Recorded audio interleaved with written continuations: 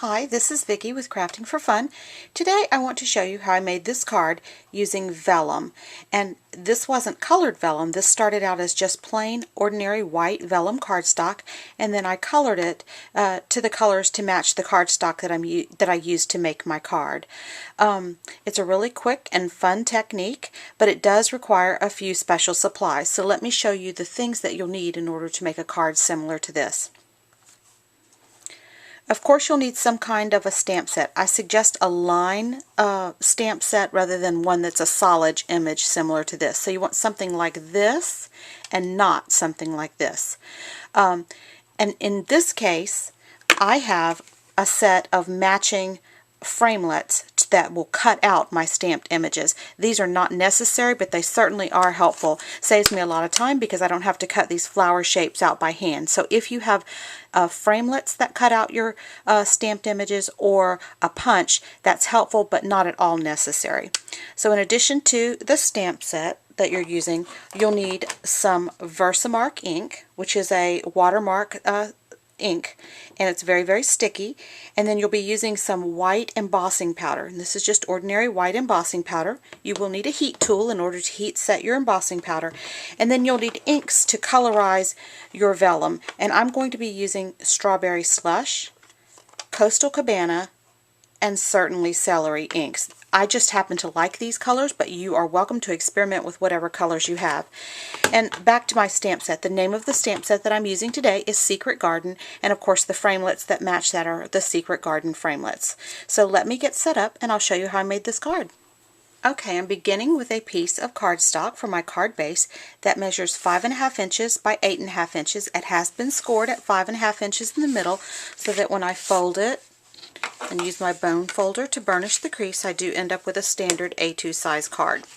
I'm going to set the card base aside and I'll come back to that in a moment.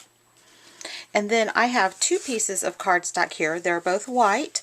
One measures 4.25 by 4 inches by 5.25, pardon me.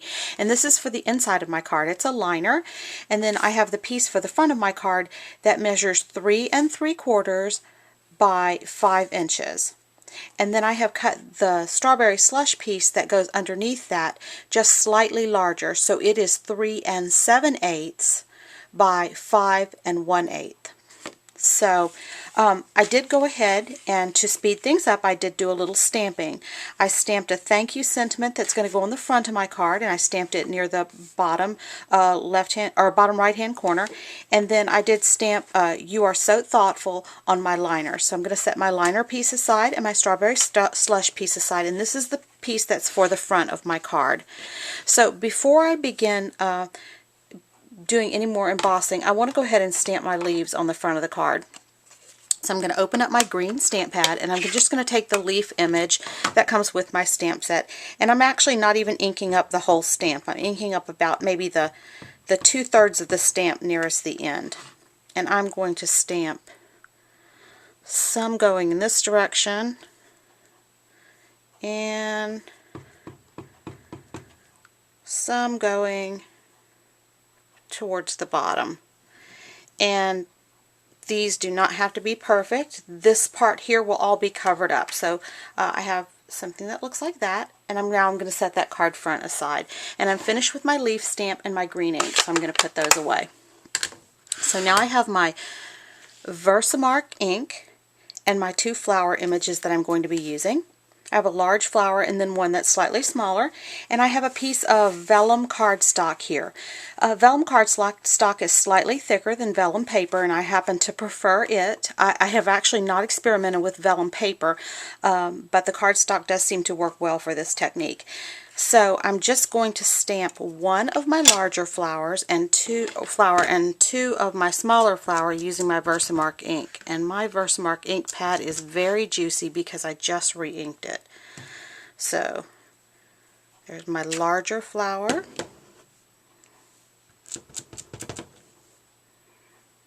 And you do want to have a really nice juicy Versamark pad. Oops, got that very close to the flowers are very close to each other. Okay, so I'm finished with my Versamark ink, so I'm going to put that away because that could make a big sticky mess. And then I'm going to bring out just a regular piece of copy paper here that's been used many, many times. And I'm going to put that underneath my Versamark stamped piece. And I'm going to go ahead and sprinkle the white embossing powder all over that. So generously cover it. And then I'm going to shake off the excess.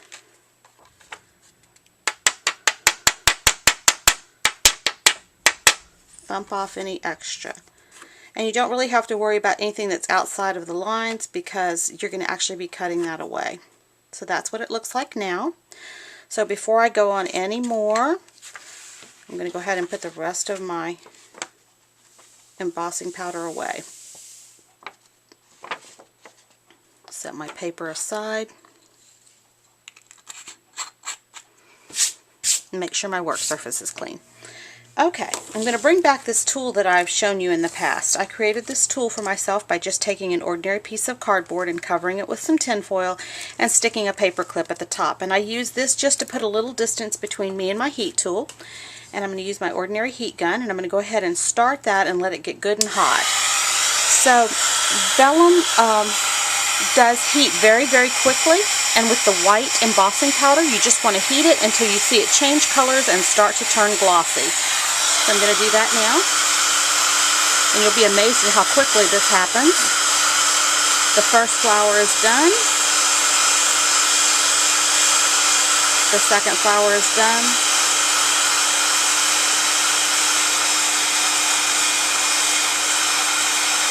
And I'm completely finished with my embossing.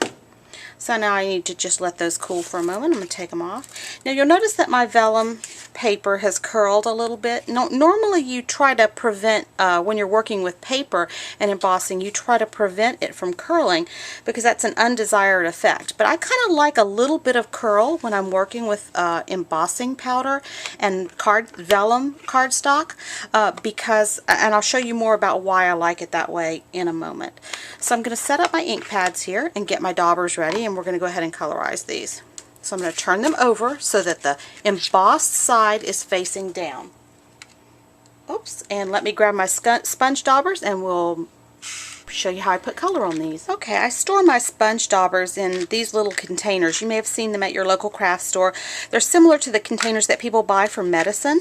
I like them because the little container areas are small and they are locking. So if I'm taking my daubers with me somewhere and I have them in a bag, I know that they're going to stay in place until I am ready to use them. And I label each of mine so that I can reuse the same dauber over and over until the sponge starts to deteriorate. So that's just how I store mine. I'm going to use the Coastal Cabana ink and the dauber for Coastal Cabana on the smaller flowers, and on the back I'm just going to load up my dauber with ink, and then I'm just going to apply a generous amount of ink. You don't have to stay in the lines, you don't have to worry about getting it perfectly even, the color perfectly even. You just want a nice amount of color. And however dark or light you like them, they can be varied in shade, like in places darker than in others, or you can have them all the same. It's just really not that fussy of a technique. Then I'm going to take my strawberry slush and I'm going to color my larger flower.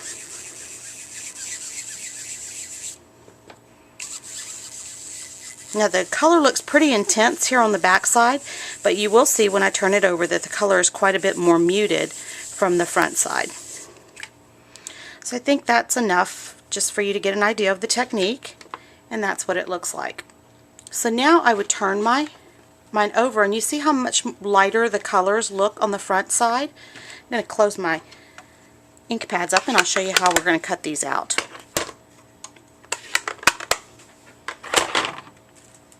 I'm going to grab my Big Shot. Oops. So here's my Big Shot platform and my clear plates. So I would put one clear plate down. I would lay my piece of vellum that has been colorized down.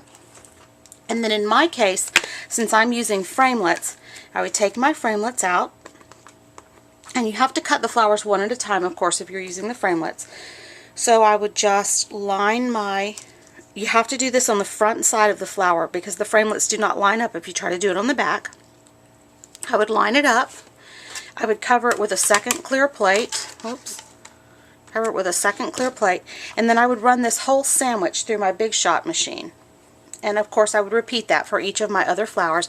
And what I come out with are flowers that look like this. And they just don't look very vibrant. The colors look kind of dull and muted when you look at them like that, and you think, oh shucks, this technique didn't work very well at all. Well, let me show you what happens. Here's my piece that I've stamped. It has my sentiment and my leaves on it, and I am going to be using, I like to use Crystal Effects to secure my flowers in place because I know that it dries clear, but you can use whatever good quality craft glue you have, and it only takes just a dot, and I prefer to put the glue right in the center. Whoops. See if I can get mine to flow. One moment, please. I have just an ordinary pen here, a sewing pen. I used to kind of keep that glue flowing there. Okay, so I have a little dot of glue, and I'm just going to go ahead and put that one up in the corner.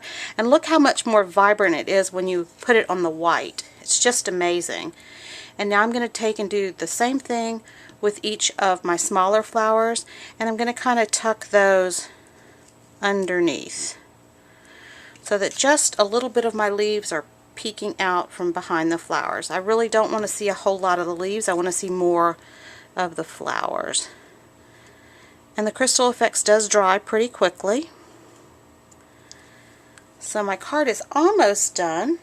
I'm going to go ahead, you do want to remember to cap your Crystal Effects as soon as you're finished using it, because it will dry out pretty quickly. And what I like to do to add a little bit more detail to this is I will put a pearl in the center, and that will hide, if you can see the glue, it will hide that. So this piece is cut, this piece of strawberry slush paper is cut only 1/8 of an inch larger than my white paper. So I'm going to get a very skinny border of the strawberry slush around my focal image, and that's exactly what I'm shooting for. So go ahead and layer these up.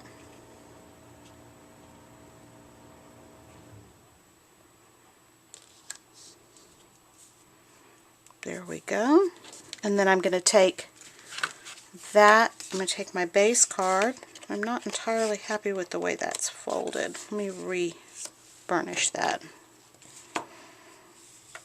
There we go. Much better. So I'm going to take that and I'm going to apply it to the front of my card.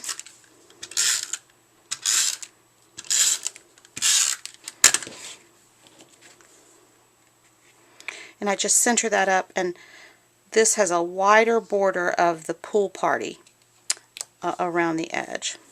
Or I think this is pool party cardstock. I used Coastal Cabana ink, but pool party cardstock.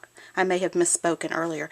And all I would need to do to finish this card up is attach my liner to the inside of the card. And you all know that if you've watched my videos before, you know that I rarely attach my liner until I am ready to complete the writing on the inside of my card. So let me grab my pearls and we'll finish this up. I think my Crystal Effects has had time enough to dry.